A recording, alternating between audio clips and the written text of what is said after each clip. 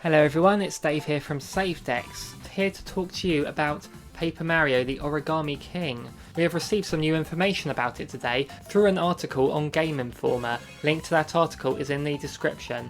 They say a lot of interesting stuff about the game, and the main thing I'd like to talk about is the fact that the story is not going to be chapter based, and it's been described as a seamless open world with huge maps to explore. And my big question is, why on earth did they not open up with that? Why did that first trailer for the game not show that it's an open world? Paper Mario games tend to get mixed receptions since Super Paper Mario on Wii, and Origami King has been no different from what I've seen. Some are intrigued and excited by it, and others are annoyed that it's not just Thousand Year Door again. Seeing that the first Paper Mario game on the N64, it was chapter based. You had a large world, you could go where you want, but there'd be certain areas blocked off until you'd beaten a previous chapter, like a character might have moved out of the way, or you might have met an ally like Bombette who could bomb walls, and then that would help you progress. So you can't go to this certain area until you've done a certain thing in a previous chapter. Paper Mario Thousand Year Door worked in a similar way as well. Super Paper Mario made it into a 2D platformer, but you had to go on a chapter by chapter basis with this, like the next level wouldn't open up until you'd beaten the previous one. Sticker Star and Colour Splash then adopted an overworld map where you chose your level in a similar way to the 2D Mario platformers. And you had to backtrack to previous levels once you got on something in another level, which would let you then do something in the previous level and so forth. So there's a lot of backtracking there, but it wasn't an open world. It was just confined areas that you'd have to travel back to on the map. So this time we are getting a large overworld, it seems, that's open. You can explore it seamlessly. And there's no chapters this time. But does that mean we can go anywhere we want? Is this going to be Paper Mario's version of Breath of the Wild, where in Breath of the Wild, Hyrule Castle you could see straight away? Can you do this in this one? Can you go straight to Peach's castle that seems to have been put on top of a mountain somewhere? Or do you have to get rid of those streamers first? And if you have to get rid of those streamers first, I'm assuming you can do them in any order now, since they're describing it as an open world, not chapter based, because if you had to do them in a certain order, surely that would count as it being chapter based.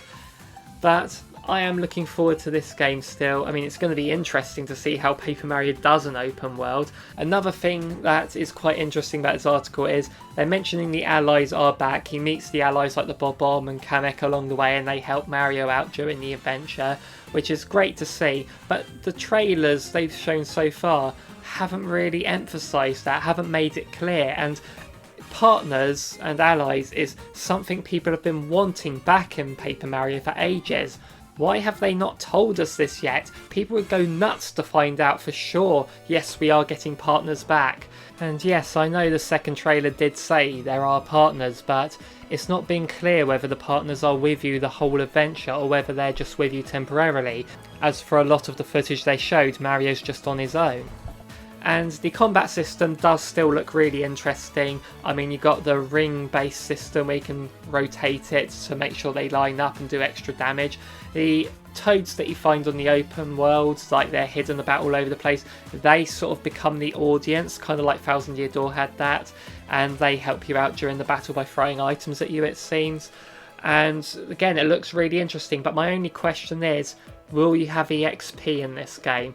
Because I found with Colour Splash and Sticker Star, a lot of the time the battles were just pointless. If you don't get anything for the battles, what's the point in doing them?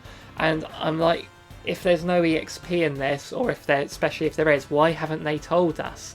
I just feel like they haven't communicated with us too well about what this game is. Like, not mentioning as an open world, there's been hints of it. Looking back at it now, yes, you see him driving that vehicle in the desert, don't you? And there's like him on the boat and stuff. Obviously he's freely exploring the world now, but why not just straight up tell us this is an open world? And another question I have is, can you freely move the camera? I suppose he'd have to rotate his body around to face the camera at all times, otherwise it would look a bit weird, wouldn't it? But we shall see. I suppose one thing we can take away from this is no one can accuse Paper Mario of being stale and just doing the same thing over and over again. I know everyone just wants Thousand Year Door again, but just imagine if they'd kept to the same formula all the time for all 6 games, right now we wouldn't really be that excited about Origami King. We'd be just saying, oh, it's just another Paper Mario game. So at least it's different. We can say that. At least they're trying something different every time, and that should be applauded. Whether it's always been good or bad or whatever is another matter, but at least they're trying.